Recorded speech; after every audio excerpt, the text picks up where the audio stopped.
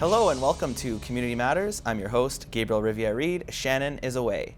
Life is bigger than cancer is the theme of Relay for Life this year, and joining me now are Allison and Belinda. Welcome, ladies. Thanks so much for having us. All right, so Allison, Relay for Life made its triumphant return to Maxville last year. It's coming up again this year, so why don't you tell me a little bit more about it? Sure, so we're in Maxville for our 19th year for Relay for Life, and it's taking place on June 7th from 6 p.m. till midnight. And we've tried to switch things up a little bit this year, so everything taking place that night will revolve around our James Bond theme. So you can see things like a casino royale, some obstacle courses, and a couple different fun activities for our participants. And as always, we kick off the night with our Survivors Walk, which is quite an emotional but impactful part of the event. And obviously, that's the big thing that's always hanging over the event. But talk to me a little bit more about the theme and how you hope that will really engage participants this year. Absolutely. So because Relay for Life has been around for so many years, we try to incorporate different aspects into the event in small ways. So we decided to integrate the James Bond theme in different activities. So as teams go about their fundraising efforts, they have, mission folders that we've put together, different fundraising ideas and initiatives, but also the activities taking place throughout the night. So like I mentioned, we have a great partner who came on board and is providing us with a casino royale type thing, things like mocktails, and you can expect to see James Bond and one of his sidekicks when you show up on the night of. Excellent. And one of the fun aspects of Relay has always been that team aspect, team themes and things like that. So how do you think this overall theme might influence that?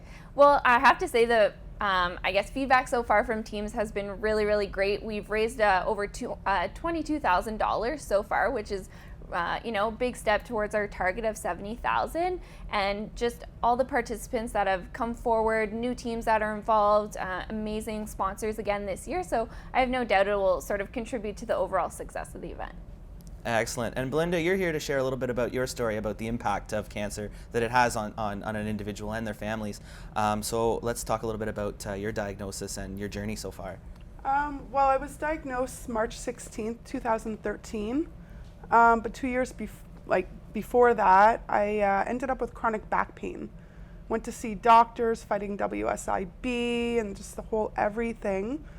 I was diagnosed. I went into Ottawa on the 12th. I was fully diagnosed on the 16th, and I had my first treatment on the 18th. And it was just pretty crazy. The doctor came in. I was supposed to be diagnosed a week after. So I was alone when I got my diagnosis. So I had to call my husband, I had to call my mom, and they rushed to come see me. It was trial and error then. We didn't know even if I was going to survive or anything. So I was hospitalized for a week, and then I was sent home, and I was only home for 4 days. I was hospitalized again. My body just couldn't adjust to the chemo. And then I went home, and then I was hospitalized a third time. So less than a month, I was hospitalized 3 times. And then I guess my body just adjusted to the chemo. Went in remission for 2 years. My mom got diagnosed in 2014 with small cell lung cancer. Wow. So, and then I was started treatment in November 2015, and my mom passed away the week after. So I was doing like hospice, doing school, doing my own cancer thing. So, and then I haven't went in remission since, but I just celebrated my 6th year. Even though I've had chemo on and off, still helped. 2018, I had a granddaughter that was born, little Miss Nova. So, and she's 15 months now, so that's pretty great too. Wow, so all that to say that there's always hope. Exactly. And that fits very well into the theme we keep alluding to, that life is bigger than cancer, right? Absolutely, and I think Belinda sort of demonstrates that although you're diagnosed with cancer, cancer doesn't define sort of who you are as a person. And I mean, she's living with this disease, and she's still living her life to the fullest, enjoying time with family and friends, and still has such a positive attitude, which I think makes a huge difference. Absolutely. Yeah, I find some people get depressed, but you can sit in a corner, you can cry about it, you're still gonna have cancer. So you might as well just smile, get through your days. I still work. Only once or twice a week. As per my doctor, didn't want me to, but I convinced her just to keep going.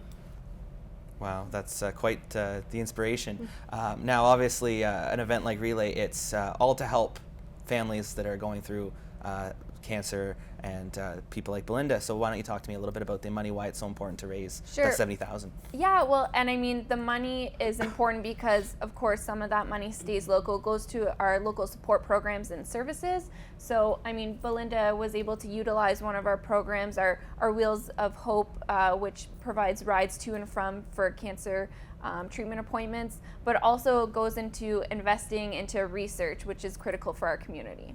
Excellent. So how can people support Relay on June 7th? Absolutely. So they can register by giving us a call at the office or by visiting our website at relayforlife.ca. And our office is just over on Montreal Road, so they can always feel free to stop by. Excellent. Well, best of luck with the 19th Relay for Life in Maxville, Allison. And Belinda, once again, thank you for coming on and sharing your story. Thank you so much.